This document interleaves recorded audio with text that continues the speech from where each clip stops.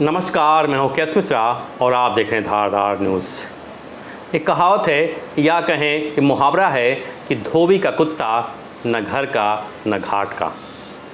शायद यही हश्र हो चुका है देश के विपक्षी पार्टियों का। दरअसल महाराष्ट्र से एक ऐसी खबर आई है जो विपक्षी एकता को झकझोर देने वाली है। महाराष्ट्र में महाविकास अघाड़ी जो अभी सत्ता में थी कुछ दिन पहले, उसमें से उनके एनसीपी के नेता जो हैं अजित पवार, वो टूट गए हैं। यानी महाविकास अघाड़ी एक तरह से टूट गई है।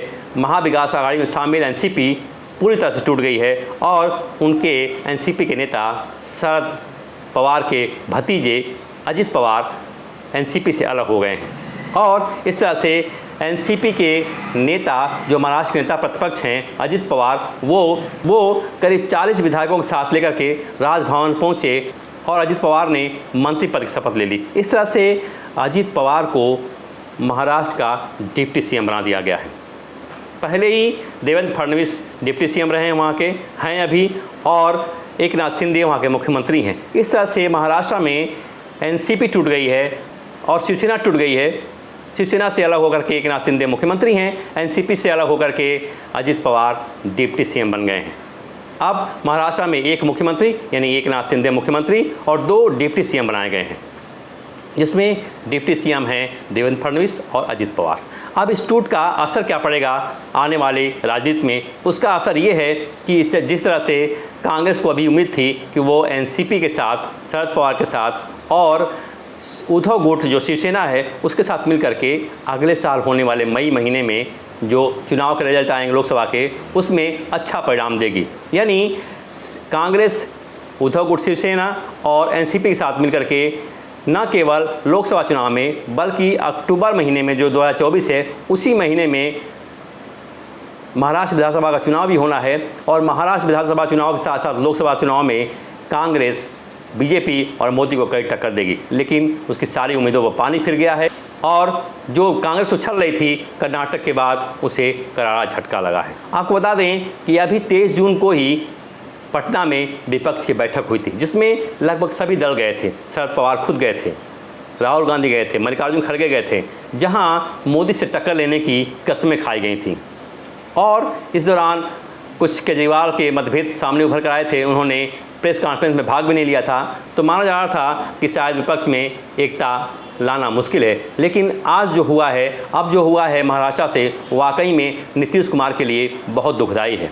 नीतीश कुमार ये देख के सोच रहे होंगे कि मैं तो कहीं का नहीं रहा, मेरा हाल तो वही हाल है, धोबी का कुत्ता न घर का न घाट का। आज वो सिर पर हाथ रख कर ये सोच रहे होंगे कि मैं कहीं का नहीं रहा, मैं अब करूँ क्या। जिस तरह से वो पिछले 6 महीने से लगे थे विपक्षी एकता में जुटाने में, उसको करारा झटका लगा है। उनकी उम्मीदों पर तुषारपात हुआ है। अब विपक्ष किस मुंह से सत्ता पक्ष के सामने यानी मोदी और बीजेपी के सामने खड़ा होगा, ये बड़ा सवाल है। क्योंकि अभी अगले साल अप्रैल महीने में लोकसभा का चुनाव है और अगले साल ही महाराष्ट्र में विधानसभा का चुनाव भी है। इस तरह से जिस तरह से बीजेपी ने महाराष्ट्र में खेल किया है, उससे विपक्ष पूरी तरह से धराशायी हो गया है। अब मोदी के सामने और बीजेपी के सामने महाराष्ट्र में इन विपक्षी दलों का खड़ा होना नामुमकिन है। दरअसल ये पारिवारिक पार्टियों का हश्र ऐसा होता जा रहा है, ये भी कहीं के नहीं रह गए हैं। इनका भी हाल वही धोबी के कुत्ते वाला हो गया है।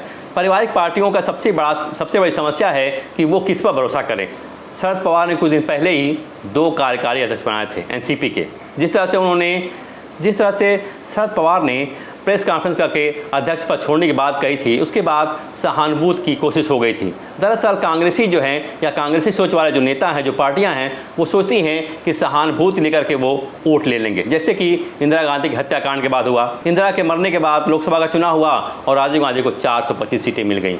तब से कांग्रेस की मानसिकता रही है कि वो किसी न किसी तरह से नाटक, नौटंकी और ड्रामा करके सहानुभूति वोट लेने की कोशिश करे।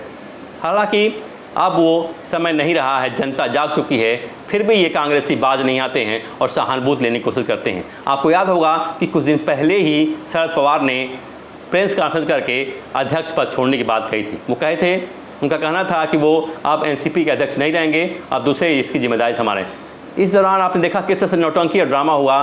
पार्टी के सारे नेता लगे रोने, फुट फुट करके लगे चिल्लाने, जमकर नारेबाजी हुई कि नहीं आप संभालिए। आखिरकार इस नौटंकी और ड्रामा का पटाक्षेप हुआ और सारा ड्रामा जो किया था शरद पवार ने खुद वापस ले लिया। उन्होंने कहा कि ठीक है मैं अध्यक्ष बना रहूँगा, लेकिन कुछ दिन बाद फिर उन्होंने 2 कार्यकारी अध्यक्ष बना दिए, जिसमें सुप्रिया सुले जो उनकी बेटी हैं और प्रफुल्ल पटेल।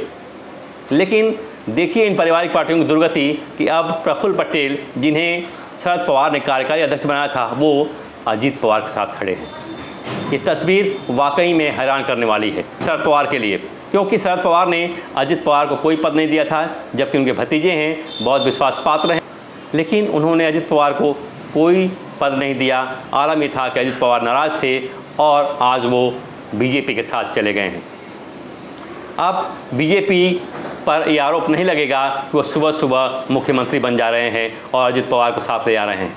कांग्रेस की प्रवक्ता जो गालीबाज प्रवक्ता हैं सुप्रिया सनेत बीजेपी पर हमेशा आरोप लगाती हैं कि इन्होंने तो सुबह सुबह ही शपथ ले ली थी और उसका असर क्या हुआ। अब उनके मुंह पर ताला लग जाएगा, उन्हें करारा जवाब मिला है, उनके मुंह पर तमाचा पड़ा है और दिन के उजाले में दोपहरी में, भरी दोपहरी में अजित पवार ने राजभवन जा कर के मंत्री पद की शपथ ली है और डिप्टी सीएम बने हैं। अब कांग्रेस को कहने का अवसर नहीं मिलेगा कि वो सुबह सुबह जा कर के अंधेरे में मुख्यमंत्री बन गए। इस तरह से बीजेपी और शिंदे ने, फडणवीस ने और अजित पवार विपक्ष को धूल चटा दी है, पहले तो रौंद दिया है। अब आने वाले विधानसभा चुनाव और लोकसभा चुनाव में कांग्रेस को मुँह की खानी पड़ेगी। इस वीडियो में बस इतना ही। आप मेरे वीडियो को लाइक और सब्सक्राइब करें, शेयर करें। किसी अन्य मुद्दे पर हम आपसे अगले वीडियो में बात करेंगे। तब तक के लिए नमस्कार।